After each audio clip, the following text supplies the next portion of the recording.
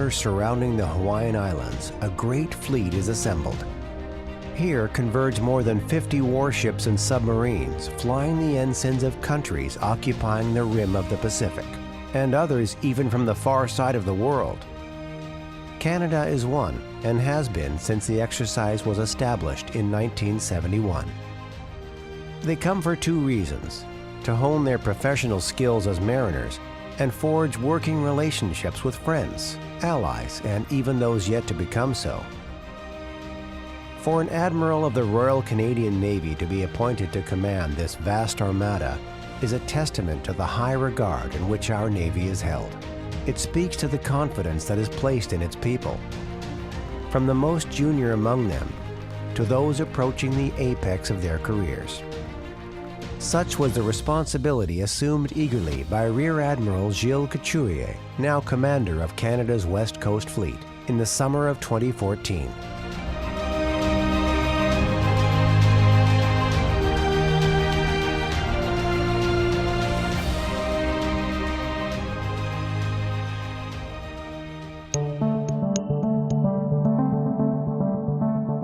RIMPAC is the biggest maritime exercise in the world. When you start looking at an area where we can put 47 ships, 6 submarines, over 200 plus aircraft, and about 20,000 folks, the capabilities that you bring in and the ability to generate scenarios and interaction is second to none. In my role as the Combined Force Maritime Component Commander, my responsibility is to integrate all of the maritime units, ships, submarine, and to ensure that we meet our training objective during the first part of the exercise, and as we shift to a tactical element in an operational to achieve some of the strategic objective that we want to achieve based on the scenario that's presented to us. For us to deploy there allows us to work together with the other ships, the other aircraft, in the case of the Army, in an amphibious environment, of making sure that they can keep at least the basic skill of amphibious operation going.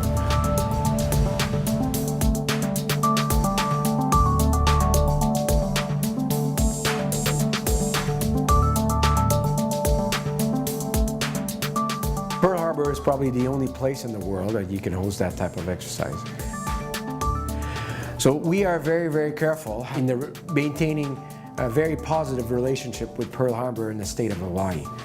And in order to achieve that, environmental issues are at the forefront of everything we do there. It's all within very stringent guidelines that we've negotiated, that the Americans have negotiated with the state of Hawaii, and to make sure that we can maintain that very key relationship.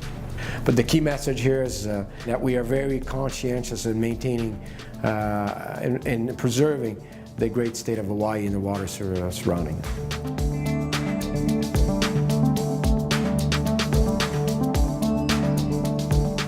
Well, we are certainly perceived as one of the top Navy in the world, and actually one of the top armed forces in the world. So when you bring a Canadian frigate and you bring a Canadian submarine, everybody's interested to see what they can do and to use their capabilities. 174. Range on the 80. That 15 minutes. Put you 15 starboard. Down.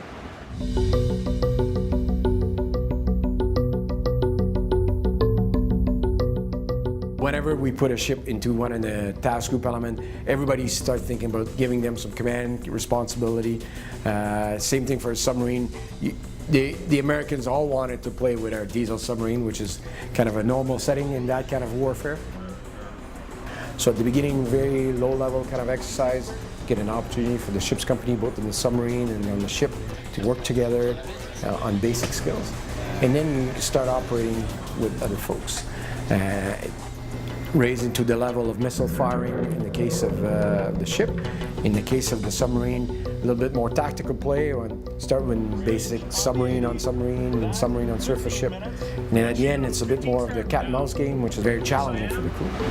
5,200 yards, looking about 3 minutes, standby Mark 48 attack, master 01. Ranging in 4,000 yards, trying speed 10. The time we were out, we did 19 K-sexes with going from 1 MPA against us up until very advanced, where we had a submarine underneath us, ships looking for us, helicopter and MPA all together. And that kind of training is very difficult to get normally. So the way they were structured as well as normally we call it clockwork mouse, where sometimes we're just asked to run different points and have people look for us.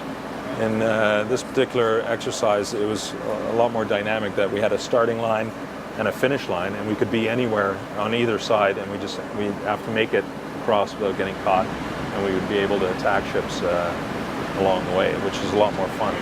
Right-hand console, stand by. Target set up. Master 01. CDC ready. Should be red 46. As an example about the capabilities, the range on a voie de island is without a doubt the best in the world.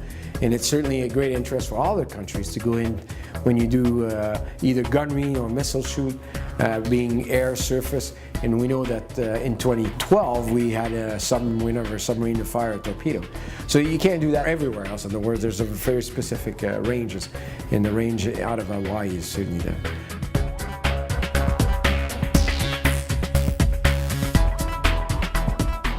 On the U.S. battle group, we did have a Canadian there, and he was part of the battle group staff. And he has an opportunity to work in a completely different environment, in a big ship setting. You have a much better understanding of what that means, because it is one of the key or core element of the Navy, how you fight a war using the battle group. So.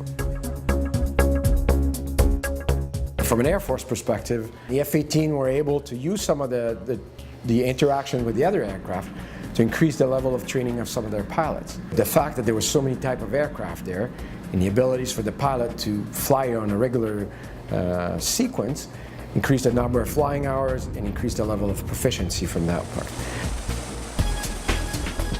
We had a Polaris tanker set up, and they did more fueling there, I think, than over the last 6 months. So they were up roughly once a day, once every second day, fueling all those aircraft. The fact that we bring a tanker like that helps increase the level of operation readiness of the rest of the Air Force, and it's great kudos for the Canadians.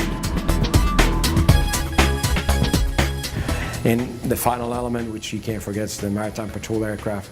When you got 5 submarines deployed in an area, when you don't get that opportunity very often, that's certainly an element of skills for the operator.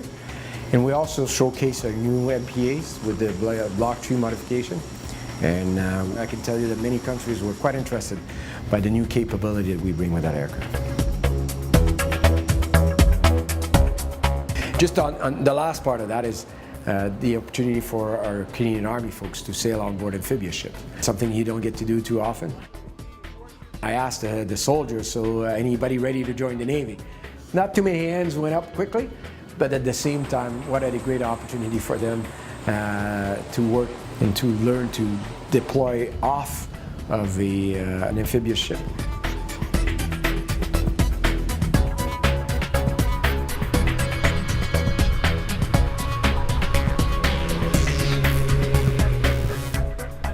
We did have some special ops. RIMPAC itself had a certain element of special force within the exercise, but I think we all realize that we need to do more, because in real life, there's not that many operations now that are not done without a key element of special force. I have to admit that in 2010, when I went in with Admiral Lloyd and I finished my tour at RIMPAC, I said, this is it, I'm done. Very much a steep learning curve at the beginning, but once you got the confidence and you know what you're doing, very, very rewarding at the end. So like I said, when I'm done with RIMPAC, and when I got the call to say, okay, you're interested in going back, there was no question here that, of course, I was interested. And then you got to say to yourself, okay, how do I prepare for that? How do you shape the exercise to make sure that all the countries meet their training objective?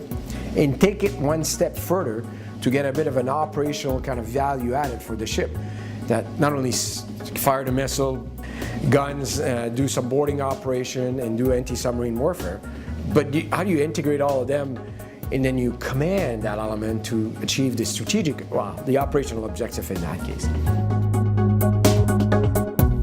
got the theory, you've got how you run a staff, the battle rhythm. So you get at least the basic from that perspective.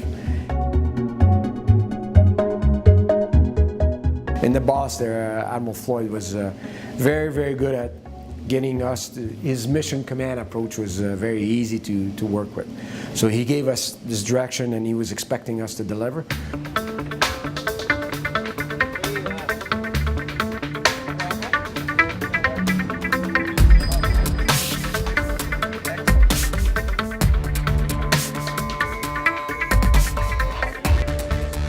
The staff out of just the SIFMIC was about 300 folks from a bunch of nations. I think when you get to the exercise, you're very confident that you can execute that mission. From a SIFMIC perspective, you have the Chilean deputy, you have the battle group commander, which is an American, and you have the Australian, which was the amphib commander. Adding to that, the MOC director, the Maritime Ops Center director, which was one of our own Canadian Navy guy, and that was really the key team that I was working with. So you have very quickly a command team that you form. All this to say that, yeah, it might seem overwhelming at the beginning, but once you put all that experience and great team that you have working for you, makes it a very rewarding session, and I think we delivered on what our mission was.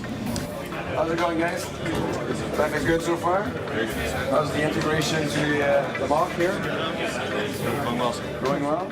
From my perspective, I achieved a very significant goal, and to be able to coordinate that and deliver as a Canadian, it's a very rare opportunity. How's work on the Korean side? Within the building, there's a dedicated room that allows for a planning staff from an operations center and a few video conference rooms that allow us to communicate with some of the units at sea or even as far away as, in this case, San Diego. The role that the MCDV played in our clearance diver was essential. Much better to do it off the coast of San Diego. It's got some challenges, but I think that's another element of growth here for RIMPAC. So we do have a live feed from those units and allow us to get a better understanding in what their operations are and how we need to look at how to fight the battle in the next 24 to 48 hours. And also allow the staff to communicate to come up with the plans for the tactical phase in the case of RIMPAC. This was the first time we had the Chinese Navy deployed as part of RIMPAC. One of the things you wanted to achieve is forgetting what's happening in strategic level, the political level, we're still mariners. And for us to understand how each other are working is very important to avoid any risk of miscalculation. One only has to look at the South China Sea to say that there are some significant tension. There are political issues. I think from a mariner perspective, we want to make sure that those tensions are dealt with not at our level. One would hope that those issues can be solved at the political level without getting into anything else that would generate some military forces getting involved. The U.S. Navy numbers of ship is kind of pretty steady and going down a little bit, while of course the Chinese numbers, in pure numbers, are increasing. I would strongly believe that the Americans, from the technology aspect, still have an edge and are still working on keeping that edge. Now, is it going to be forever? We don't know, because we don't know how far the Chinese are going to advance. But from a pure technology perspective, I would say that at this stage, the Americans still have a little bit of an edge.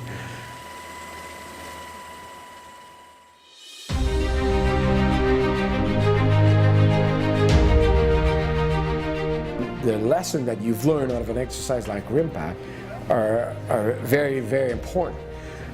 And if there's an occasion that we would be forced to, if I can use that term, operate in a different setting with Pacific Nation, we can build on what RIMPAC brings to the table. And I think that's why I think RIMPAC is not only the biggest maritime exercise in the world, but a very, very much strategic exercise to make sure that people understand, sailors understand what that means to operate together. And the strategic message in the region that the Pacific Nation, all of the Pacific Nation, is that whatever happens in the region, we can work together, from humanitarian assistance, disaster relief, to any kind of shore force that we want to do. RIMPAC is a huge exercise, the biggest in the world.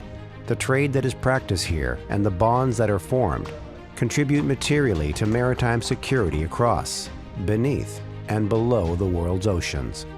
For as the oceans go, so goes the land.